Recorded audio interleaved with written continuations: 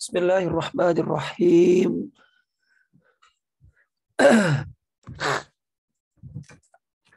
Alhamdulillahirabbil alamin.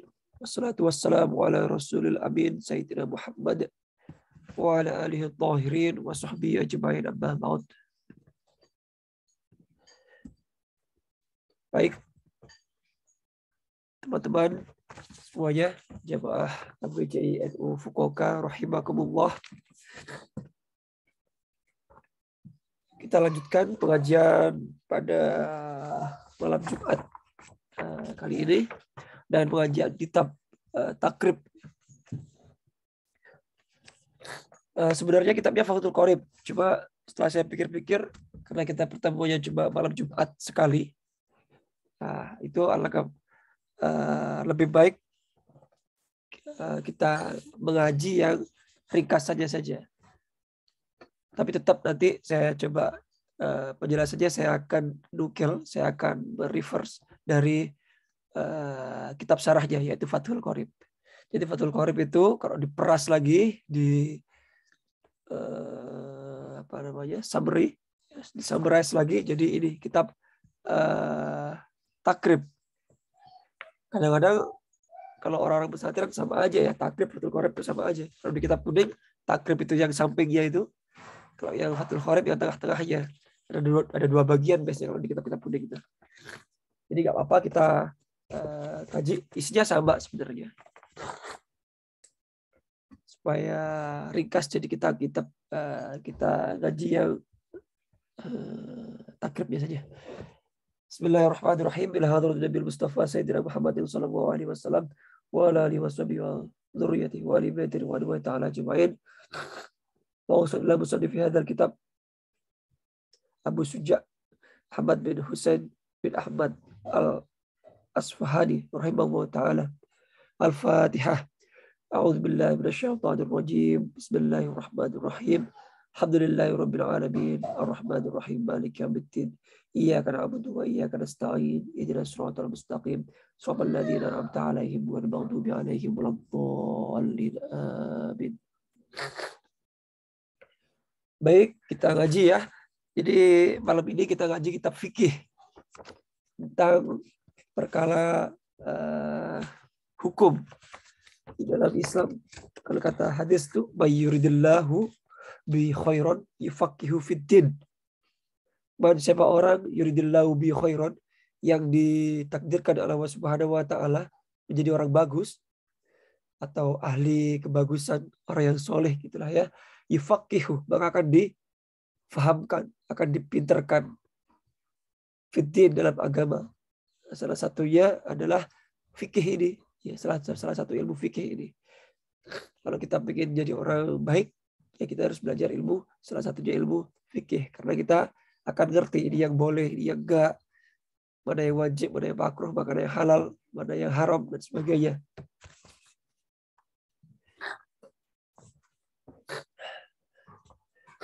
Bismillahirrahmanirrahim.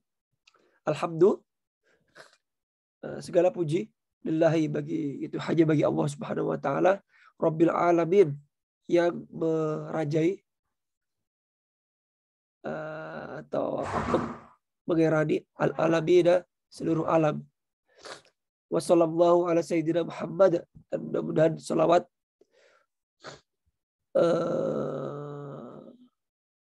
serta salam ya ala sayyidina, tetap kepada junjungan kita Muhammad Nabi wa alihi, Muhammadin Nabi wa ahli tahirin. Mudah-mudahan tetap kepada junjungan kita Nabi Muhammad sallallahu alaihi wasallam wa alihi, dan kepada keluarganya at-tahirin, yang suci atau yang bersih semuanya. Wa sahabatihi, dan mudah-mudahan tetap kepada sahabat-sahabatnya Nabi Muhammad sallallahu alaihi wasallam ajma'in semuanya. Qala, telah berkata siapa Al-Qadhi Abu Suja'.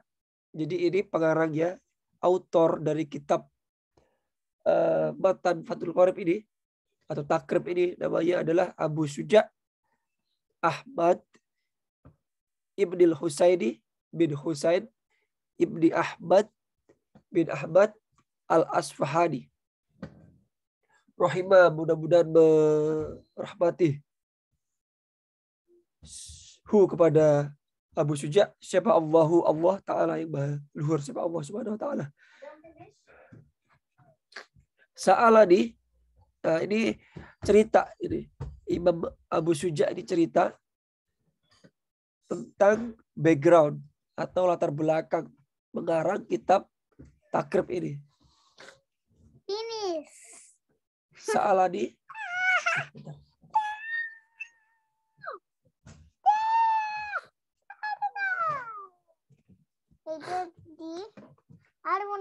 Sa'alani telah bertanya-tanya. Ini kepadaku. Siapa yang bertanya? You waiting the elevator now? No drawing? Daddy, no drawing? Drawing sama Mami. Hey Daddy, no drawing? Gaji dulu, gaji. Hey Daddy, no drawing? Iya bentar. Nih, drawing. Baca patah. Bismillahirrahmanirrahim. Itu jangan dicoret-coret. Sudah kasih kertas tadi. Bismillahirrahmanirrahim. Mohon maaf biasa sponsor. Sa'alani telah bertanya ini kepadaku. Siapa yang bertanya? Ba'dul asdiqai. Beberapa atau sebagian dari teman-temannya Abu Suja. Hafidho yang mudah-mudahan menjaga hukum kepada teman-temannya Abu Suja tersebut. Siapa Allah Ta'ala ada amala muhtasaron untuk membuat ringkasan fil fikhi dalam kitab fikih alamat habil Imam Syafi'i, kitab fikih yang bermazhabkan Imam Syafi'i. Seperti kita mazhabnya ikut Imam Syafi'i. Rahmatullahi ta'ala. Mudah-mudahan memberikan rahmat Allah Ta'ala alaihi kepada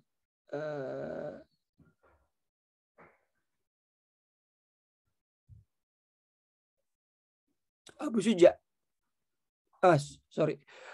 Mudah-mudahan berahmati Allah Subhanahu wa Ta'ala alaihi kepada Imam Syafi'i warḍwanhu dan meridhoinya. Fi ghayatil ikhtisari, di dalam membuat kitab yang seringkas-ringkasnya kitabnya. Fi ghayatil ikhtisari wa nihayatil ijazi, dan sesederhana mungkin. Nah, kenapa kok bikin ringkas dan paling sederhana? Lihat rubah agar mudah alal muta'allimi, kepada orang-orang yang belajar atau untuk mempelajarinya.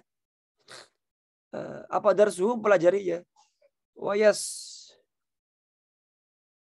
hula,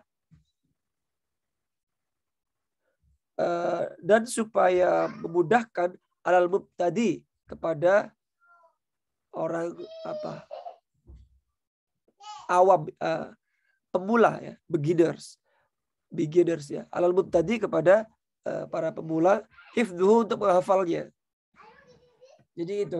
Jadi background dari adanya kitab ini, itu Abu Suja mendapatkan atau dapat request gitulah dari teman-temannya untuk mengarang kitab fikih yang bermadhabkan Imam Syafi'i, kitab fikihnya tapi yang sangat ringkas dan yang sangat sederhana, supaya apa? Mudah untuk menghafalnya dan mudah untuk memahaminya, mudah untuk diingat, khususnya untuk para pemula kayak kita ini. Wa uksiro, dan berbanyak fihi, dalam kitab tersebut, minat taksimati, dari pembahasan chapternya gitu, cabang-cabangnya, wahasfil hisori, dan meringkas persoalannya. Jadi persoalannya diringkas, tapi tidak persoalannya ya, case-case-nya itu ringkas, cuma banyak gitu. Fa'ajabtuhu, dan aku mengijabainya, dan aku memenuhinya, ila dzalik, kepada itu perkara, toliban lisawabi, untuk mencari pahala. Rogiman ilallahi ta'ala, kepada Allah Ta'ala, fit taufiqi, dan mencari mengharap taufik Allah Subhanahu wa Ta'ala, pertolongan Allah Ta'ala atau petunjuk Allah Ta'ala, lis-sawabi, kepada kebenaran. Innahu sungguhnya Allah itu alama yasha, kepada segala sesuatu kuasa, qadirun dan berkehendak, wa bi ibadi, dan kepada hambanya itu latifun, lembut, khabir, dan waspada. Jadi itu muqaddimah dari kitab Takrib ini yang akan kita kaji setiap malam Jumat minggu kedua ya. Masuk kita bab yang pertama, yaitu kitab tentang toharoh atau bersuci. Jadi hikmahnya kita belajar kitab fikih, paling tidak kita bisa mereview yang lupa-lupa, kemudian kita bisa jadi buat pegangan selama hidup, khususnya di Jepang ini. Karena fikih cukup penting. Kita hidup di negara yang Muslim minoritas, banyak sekali challenging, banyak hal-hal yang menantang ya. Ini boleh apa enggak? Kadang-kadang kita nggak berpikir udah ini boleh apa enggak? Boleh aja udah. Banyak perkara-perkara syubhat di sini. Makanya kadang-kadang kita ibadahnya susah sekali. Itu kebanyakan bahkan syubhat, nggak jelas haram halalnya. Kalau ibadah susah sekali, ya puasa susah sekali, sedekah susah sekali, bangun malam susah banget. Apalagi pas winter, itu bisa jadi salah satu perkaranya, penyebabnya, faktornya itu adalah kita banyak melakukan atau mengkonsumsi hal-hal yang syubhat, termasuk saya, ini bisa jadi. Bismillahirrahmanirrahim. Kitab Thaharah, kitab yang menjelaskan bersuci. Al-miyahu, air, adapun air, allati yajuzu, yang wenang, yang boleh, dia kepadanya, at-tathhiru, bersuci, itu sab'a miyahin. Itu ada 7 jenis air. Jadi macam-macam air itu ada 7. Yang pertama apa? Ma'is sama'i, yaitu air yang turun dari langit. Wa ma'il bahri, dan air laut. Wa ma'un nahri, dan air sungai. Wa ma'ul bi'ri, dan air sumur. Wa ma'ul aini, dan air sumber. Wa ma'us salji, dan air salju atau air es. Wa ma'ul baradi, dan air embun. Jadi untuk macam-macam air itu dalam kitab ini disebutkan ada 7. Jadi air yang turun dari langit, kemudian air laut, air sungai, air sumur, air sumber, air es atau air salju, kemudian air embun. Itu jenis-jenis air. Kalau kita analisis lagi, ke-7 air tersebut sebenarnya sumbernya ada 2. Ya, air yang turun dari langit dan air yang keluar dari bumi. Sebenarnya itu. Ma'is sama, itu turun dari langit. Kemudian kalau air-air sumber, air-air apa itu namanya? Sumur. Kemudian air yang kita konsumsi biasanya itu juga itu air dari bumi. Jadi sumbernya ada 2. Dari langit dan dari bumi. Nah, sama musannaf atau sama autor kitab ini dibagi, di breakdown lagi jadi 7. Jadi itu ya, air sama, air langit, air laut, air sungai, air sumur, air sumber, kemudian air salju, dan air embun. Dan diawali dengan air, karena air itu salah satu hal yang penting ya dalam perkara toharoh ini. Sumal miyahu, kemudian ini pembagian berikutnya ya, pembagian air. Air ala arba'ati aqsamin, dibagi lagi jadi 4. Yang pertama apa? Air itu yang tohirun, mutahhirun. Airnya suci dan bisa untuk mensucikan. Wairu makruhin. Ya. Dan tidak makruh. Without makruh, tanpa makruh itu. Yang pertama airnya air suci dan mensucikan dan tanpa makruh. Wahwa apa itu? Al-ma'u al-mutlaku. Yaitu adalah air mutlak. Kemudian wa tahirun mutahhirun makruhun. Ada juga ternyata air itu suci, kemudian juga mensucikan tapi makruh untuk dipakai. Wa huwa yaitu al-ma'ul musyammas. Yaitu air yang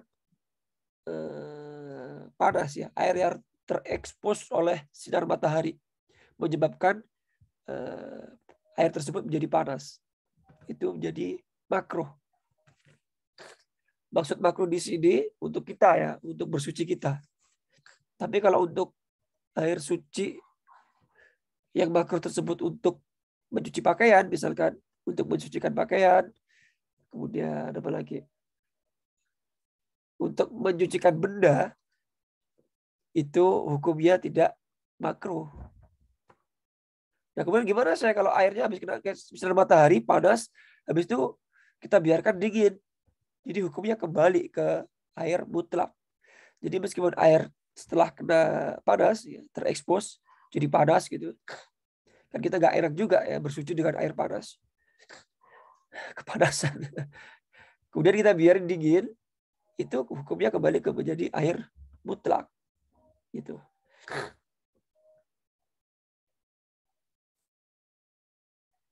Kemudian kalau di keterangan di syarahnya di kitab Fathul Qorib, selain air panas, air yang sangat dingin pun juga makruh dipakai untuk bersuci. Gitu. Misalkan air es gitu. Dingin sekali. Kemudian kita pakai untuk bersuci. Untuk wudhu misalkan. Atau untuk mandi besar. Itu juga makruh. Jadi yang sedang-sedang saja, yang hangat-hangat aja. Itu air mutlak. Kemudian wa tahirun ghairu mutahhirin, dan air yang suci tapi tidak bisa untuk mensucikan. Jadi ada air tahirun mutahhirun, ada air tahirun ghairu mutahhir. Air suci tapi tidak bisa mensucikan. Jadi air tersebut itu suci. Ya enggak apa kita minum, tapi enggak bisa untuk mensucikan. Wa huwa apa itu? Al-ma'ul mustakmal, air mustakmal. Air yang sudah kita pakai, ya kita pakai berwudu misalkan. Itu air mustakmal, enggak bisa digunakan lagi untuk bersuci. Tapi air tersebut masih suci. Ya. Kemudian wal mutaghayyir, wal mutaghayyir, dan air yang berubah, ya berubah sifatnya.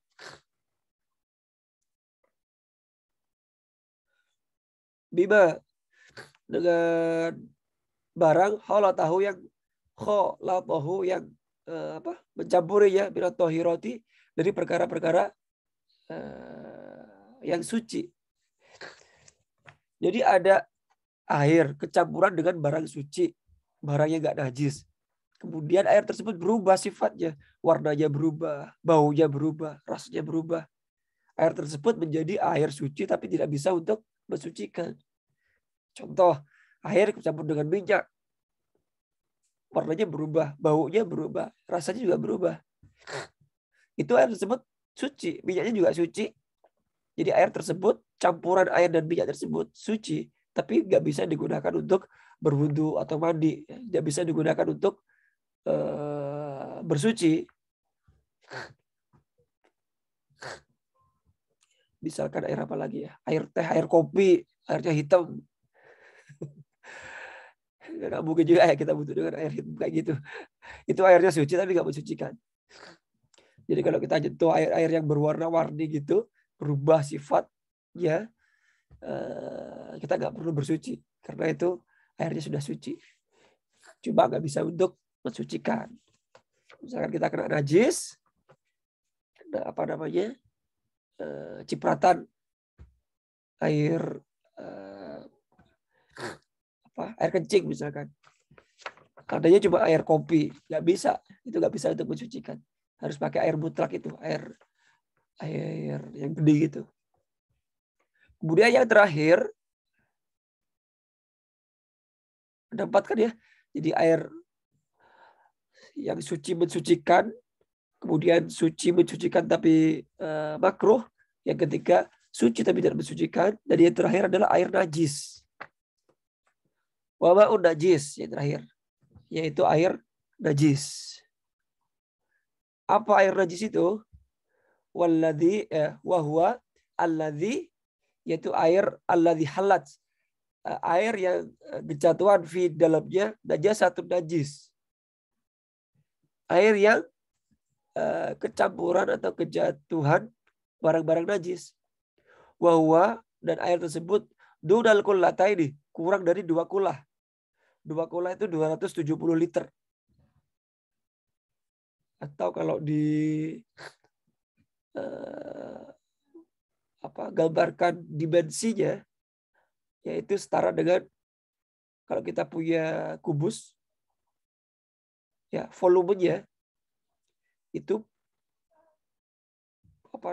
panjang atau lebar sisinya masing-masing 91,8 cm. Jadi contohnya kalau kita pengen tahu ini airnya udah nyampe 2 kula apa enggak sih? Jadi kita ukur saja, ya, panjang, lebar, sama tinggi dari wadah tersebut itu masing-masing panjangnya mencapai 91,8 cm enggak? Atau dibulatkan 1 meter gitulah ya. Kalau udah nyampe segitu berarti itu udah namanya air 2 kolah. Jadi bisa untuk bersuci. Aukana kullataini, atau adapun air tersebut sudah 2 kulah sebenarnya. Fataghayyara, tapi berubah. Ya, berubah sifatnya. Itu juga jadi air najis. Ya, jadi air najis itu air baik 2 kula ataupun tidak yang kejatuhan air najis itu kalau airnya kurang dari 2 kula dan kejatuhan najis itu automatically najis. Kalau airnya sudah lebih dari 2 kula kejatuhan najis itu tergantung. Kalau airnya berubah sifatnya maka air tersebut menjadi air najis. Tapi kalau nggak berubah sifatnya nggak masalah. Ya. Air laut, ya, air sungai kan banyak itu kotoran-kotoran di situ, najis semuanya. Laut juga gitu banyak barang-barang najis di situ, tapi sifatnya nggak berubah. Jadi itu bisa digunakan untuk bersuci. Wal kullatani, dan ada pun 2 kula. 2 kula itu seberapa sih? Itu khamsu bi'ati ritlin. Itu 5.000 ritel. Baghdadin takriban. Ya, Baghdadi itu bagi adatnya orang Baghdad takriban kira-kira fil aswahi di dalam kaul atau pendapat yang sah. Jadi itu saja teman-teman, mungkin malam ini kita pembahasannya kita bukan dibahas sama bab thaharah sebagian. Kita lanjutkan minggu depan karena sudah lumayan malam. Udah hampir setengah 10 tiba-tiba. Karena sabar ya, mulainya lebih akhir. Wallahu a'lam bishawab. Assalamualaikum warahmatullahi wabarakatuh. Waalaikumsalam. Waalaikumsalam warahmatullahi wabarakatuh. Mungkin ada yang perlu didiskusikan, monggo. Iya, terima kasih buat kesehatan. Mungkin teman-teman ada pertanyaan atau apa? Mungkin ya juga ada sambutan dari. Benar, saya ada pertanyaan. Silakan. Gimana? Assalamualaikum saya. Waalaikumsalam warahmatullahi wabarakatuh. Ini mau tanya apa soal kalau di kerjaan kan saya kerjanya di kerja lapangan gitu kan. Misalkan ada air keran keran itu kayak mengandung apa? Kalau buat kumur-kumur gitu kayak di bau-baunya sih kayak bau udah kecampur kayak obat apa gitu lah. Pokoknya kayak ya nggak terlalu bau-bau banget sih, tapi kayak udah kayak campur obat dikit gitu saya. Itu sah nggak buat ini, buat wudhu gitu, bersuci? Ah, tahu nggak kira-kira tuh obat apa? Air di Jepang kayaknya bersih-bersih deh. Kalau emang yakin sumber dari campuran itu ya, campuran airnya nggak najis, nggak masalah. Obat mungkin nggak najis ya kalau obat-obatan gitu. Kecuali dari kotoran apa gitu.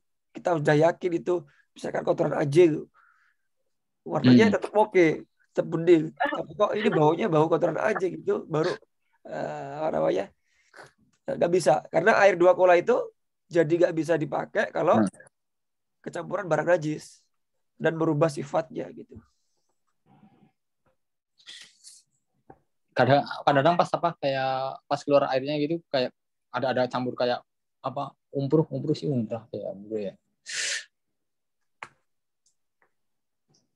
Itu air di pabrik. Enggak, di ini lapangan kerja di lapangan gitu kan misalnya. Oh. Ya mungkin air dari ini bawah tanah gitu mungkin. Oh. Kan umum kan gitu lah. Sumber ya? Mungkin masih kotor gitu, banyak lumpurnya gitu. Sumber kayaknya. Enggak, ya bukan lumpur sih, bukan. Oh. Umprah apa ya umprah itu? Umprah apa sih? Bentar. Enggak masalah itu menurut saya. Enggak apa-apa itu. Ya. Enggak masalah. Iya. Apalagi airnya itu. Terima kasih saya. Oh iya, saya kalau di Jepang terus, airnya enggak air itu ya. Sudah dari apa? PDAM semua. Iya kan? bersih sih. Ya. Tapi ada obatnya gitu kan. Insya Allah enggak apa-apa saya. Enggak apa-apa. Insya Allah enggak apa-apa itu. Terima kasih. Alhamdulillah. Tidak ada hal yang mengkhawatirkan.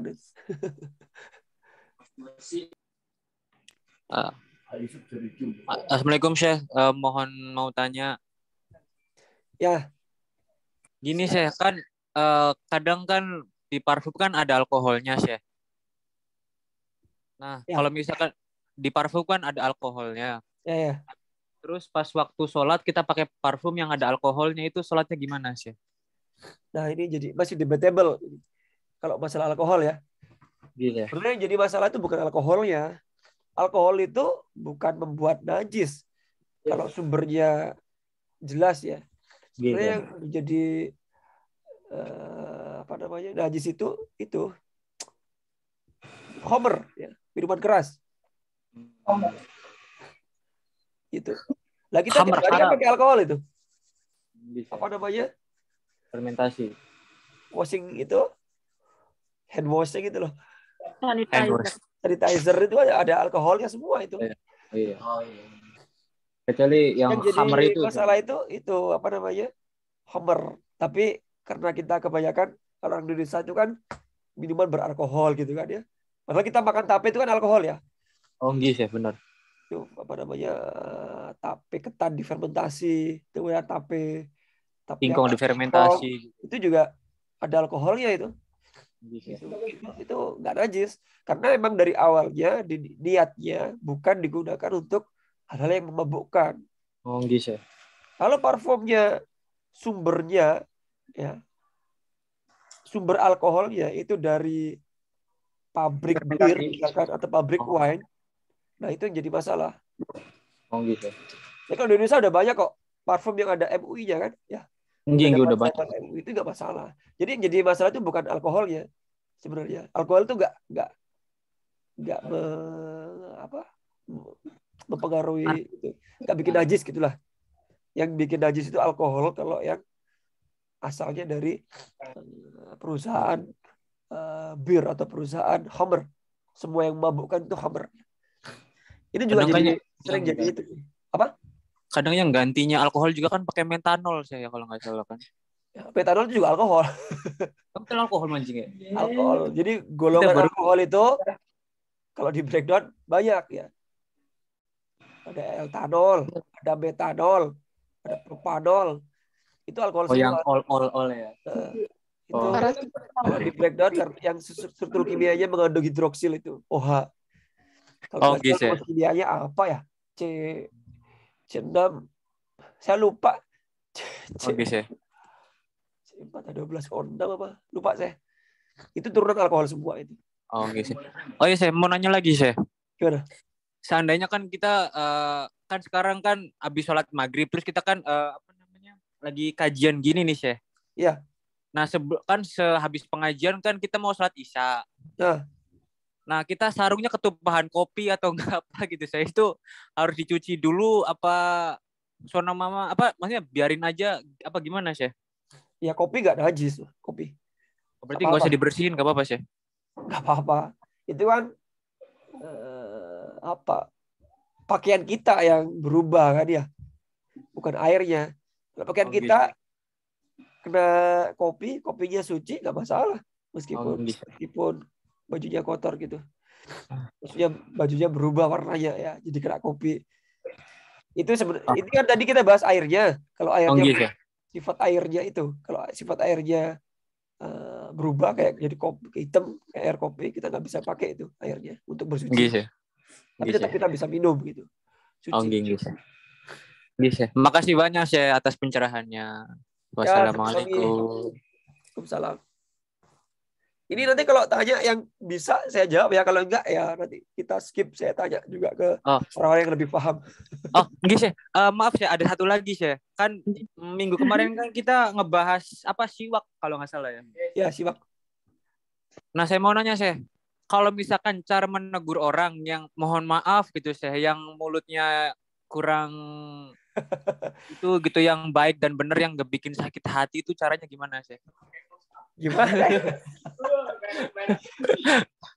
Ya sambil bercanda kali ya. Kadang kan suka kayak bingung gitu, Syekh. Mohon maaf kayak yang apa yang keluar dari mulut atau enggak yang di badan atau enggak yang di kaki, kan kadang kita mau negur kan takut sakit hati atau enggak kena hatinya gitu, Syekh. Jadi caranya gimana biar enggak menyakiti hati beliau gitu. Gimana ya? Wah, ini tanya ke orang-orang itu nih yang pinter mempengaruhi orang nih, psikolog nih. Atau saya juga nggak pinter gitu-gitu. Kok saya orangnya langsung aja to the point. Saya bela-belaan. Tapi biasanya yang saya kasih tahu juga gak sakit hati karena sambil bercanda ya. Ya apa ya? Kita lihat dulu karakter orangnya. Kalau orangnya gak mau sakit hati ya jangan di depan umum gitu kasih taunya. Sih. Usulan saya.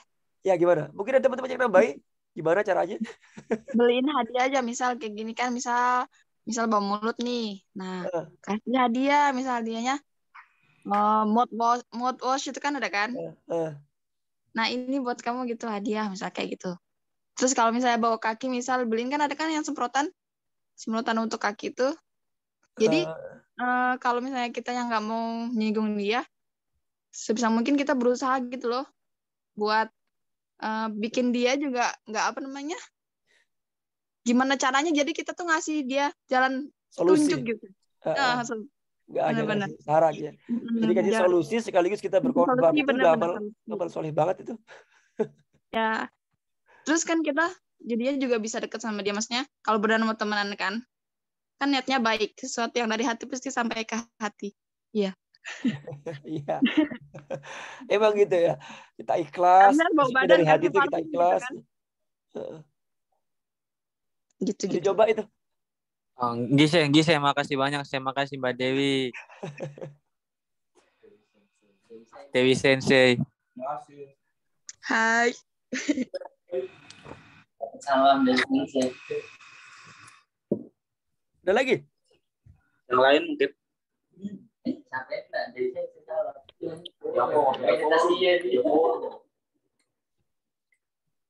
Oh iya, sih. Yang masalah tadi saya yang sarung kena kopi kan saya. Kalau kita ngebahas tentang hukum airnya pasti otomatis kan nggak najis ya. Tapi masa iya kita sholat pakai sarung yang ketumpahan kopi, kan nggak keren banget. Nah itu ya. Kalau kita fikih itu emang bahasnya kan hukum ya, boleh enggak gitu. Nah, masalah adab, masalah etika, nah itu emang beda lagi. Tapi emang kalau kotor gitu ya mending itu ya kita menghadap bos kita aja rapi banget ya. Nah, kita menghadap Tuhan masa gitu. Kita mau Iya. menghadap bos kita gosok gigi. Hamba masa gitu. Iya. Apalagi nanti kalau bahas tasawuf mah luar biasa malah itu.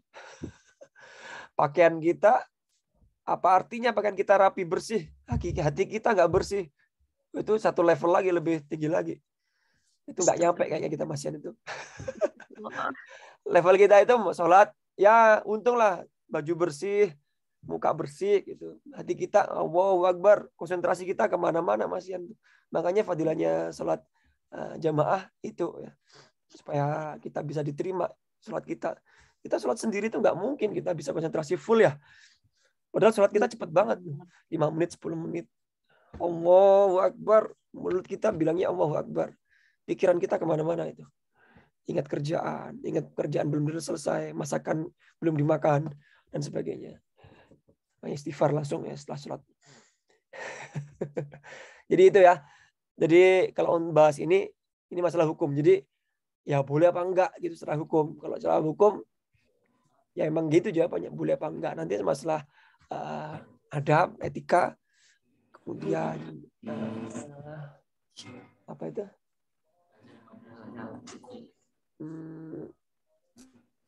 Akhlak. Nah, itu beda lagi penjelasannya. Ada lagi teman-teman?